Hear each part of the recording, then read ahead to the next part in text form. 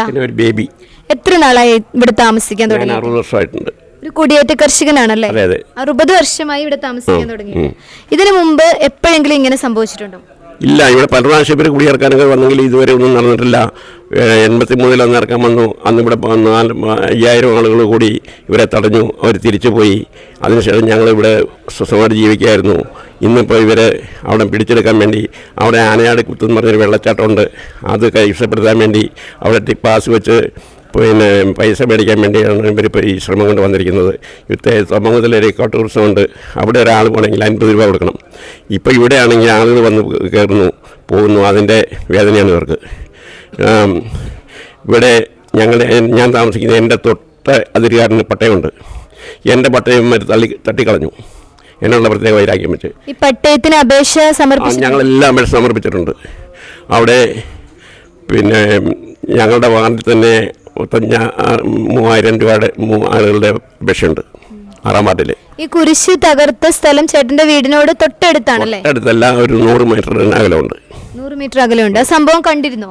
സംഭവം തകർക്കുന്നതിനുള്ള കുരിശ് തലേദിവസം വെച്ചു. ഞങ്ങളവിടെ പ്രാർത്ഥിച്ചു. അച്ഛന്മാർ വന്നു, കുരിശ് വെച്ച് പ്രാർത്ഥന കഴിഞ്ഞ് പോയി. ഞങ്ങൾ പോയി ഇല്ലാത്ത സമയത്താണ് ഇവർ വന്ന് പറിച്ചുകൊണ്ട് പോയത്. JCB വെച്ചാണ് പറിച്ചത്.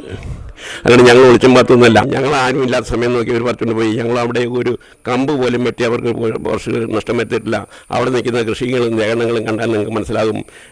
ഇവിടെ നിന്ന് 1.5 കിലോമീറ്റർ കിഴക്കോട്ട് മാറി അവർ സിമൻറ്റ് ജെൻഡായിട്ട് 80 കാലത്ത് സിമൻറ്റ് ജെൻഡായിട്ട് തിരിച്ച് കൃഷിഭൂമി വനഭൂമിയായിട്ട് തിരിച്ചിരിക്കുന്നതാണ്. അതിനോട് തൊട്ട് ചേർന്നവിടെ ഹിന്ദുക്കളുടെ പിന്നെ ദേവാലയ അമ്പലമുണ്ട്. അവിടെ അതിനൊന്നും അവർക്ക് പ്രശ്നമില്ല. അന്ന് പറഞ്ഞപ്പോൾ ഒരു തടസ്സപ്പെട്ടില്ല. ഞങ്ങളുടെ അവിടെ ഇലക്ട്രിസിറ്റി കറണ്ട് വന്നിട്ട് 10-20 വർഷമായി. അവിടെ ഇപ്പോഴും കാണുന്നുണ്ട്. ഈ സംഭവം നടന്നതിന് തൊട്ടടുത്ത് ഒരു ട്രാൻസ്ഫോമർ വെച്ചിട്ടുണ്ട്. അവിടെ അങ്ങനെ ഉണ്ടെങ്കിൽ അന്ന് ഒരു തടയേണ്ട അവർക്ക് അവകാശമുണ്ടെങ്കിൽ അന്ന് തടഞ്ഞില്ലല്ലോ. ഞങ്ങൾക്ക് കറണ്ടുണ്ട്, ഫോണുണ്ട്, പിന്നെ ലാൻഡ് ഫോണ് അന്ന് തന്നിരുന്നു. എത്ര വർഷങ്ങൾക്ക് മുമ്പ് 15 പോസ്റ്റിട്ട് ഇതെല്ലാം ഞങ്ങൾക്ക് തന്നു. ഇവിടെ ഞങ്ങൾക്ക് അവിടെ പുതിയ കയ്യേറ്റമാണെങ്കിൽ 77 ശേഷം മുമ്പുള്ള മുഴുവൻ ആളുകളെയും ശേഷമുള്ള 77 മുമ്പുള്ള മുഴുവൻ ആളുകൾക്കും പട്ടയം കൊടുക്കാൻ പിന്നെ ഇന്ദിരാഗാന്ധിയുടെ കാലത്ത് തീരുമാനമുള്ളതാണ്. ഇതുവരെയായിട്ടും പട്ടയം കിട്ടിയിട്ടില്ല. കുറച്ച് പേർക്ക് കിട്ടില്ല. കുറച്ച് പേർക്ക് എൻ്റെ തൊട്ടതിരുകാരൻ പട്ടയമുണ്ട്, 2-3 പേർക്ക്, 4 പേർക്ക്.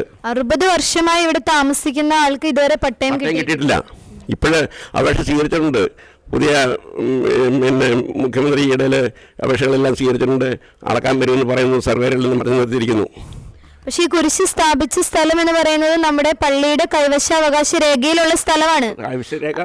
പിന്നെ ആ സ്ഥലം കൊടുത്ത് ഞങ്ങൾ അതിന് എഗ്രിമെൻ്റ് എഴുതി കൊടുത്തിട്ടുണ്ട്. 5 സെൻറ്റ് സ്ഥലം ഞാൻ കൊടുത്തിരിക്കുന്നു. അത് അച്ഛൻ്റെ കയ്യിലുണ്ട്. അല്ലാണ്ട് ഞമ്മളെ കയറി ആരും കയ്യേറിയതൊന്നും അല്ല. പുതിയ കൃഷിഭൂമിയാണ്.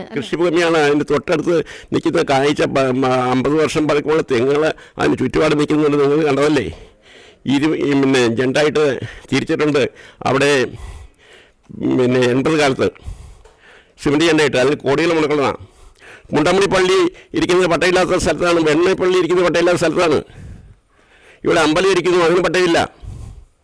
ഇവർ വന്ന് ഇന്നലെ ഒരു കൃഷി ഞങ്ങളവിടെ വെച്ചെങ്കിൽ അതിന് ഞങ്ങൾ സ്ഥലം എഴുതി മേടിച്ചിട്ടുണ്ട്. അത് ഇന്ന് പോയി കാട് വെട്ടി തെളിച്ച് പാറപ്പുറത്ത് കൊണ്ട് വെച്ചതല്ല. ഒരു കപ്പേളയൊന്നുമല്ല, ഒരു ഇരുമ്പ് കുരിശ് നമ്മൾ പരിഹാര പ്രദർശനത്തിന് വേണ്ടിയിട്ട് അവിടെ വെച്ചു. ഒന്നും പറഞ്ഞിട്ടില്ല, വേറെ ഒന്നും പറഞ്ഞില്ല. തറ കെട്ടി കോൺക്രീറ്റ് ചെയ്താണ് വെച്ചിരുന്നത്. ആദ്യം ഒരു JCB കൊണ്ട് വിളിച്ചിളക്കി 2 പിള്ളേർ ഓടിച്ചിരുമ്പോൾ അവന്മാരെ തത്തിച്ചു പോലീസുകാരൻ. വീണുപോയി പിള്ളേർ. ഞങ്ങളവിടെ ഉണ്ടെങ്കിൽ ഞങ്ങളെ കൊന്നിട്ടല്ലാണ്ട് അവൻ പോകില്ല, അറിയാമോ? എൻ്റെ കൊച്ചുമകൻ്റെ പ്രായമുള്ളവനെ തത്തിച്ചു വീഴ്ചുമാർ പോലീസിനെ കൊണ്ടാണ് വന്നത്. ഇവർക്ക് എന്ത് അവകാശം പറയാനുണ്ട്? സിമൻറ്റ് ജെൻഡായിട്ട് കൃഷിഭൂമിയായിട്ട് തിരിച്ചിരിക്കുന്നത് കാണാനില്ല. ഇത് എന്തിനാണ് സിമൻറ്റ് ജെൻഡായിട്ടത്?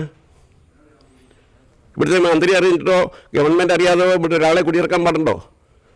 അവിടെ പിന്നെ PWD റോഡ്, ഇലക്ട്രിസിറ്റി എല്ലാ സംവിധാനങ്ങളും ഉണ്ട്.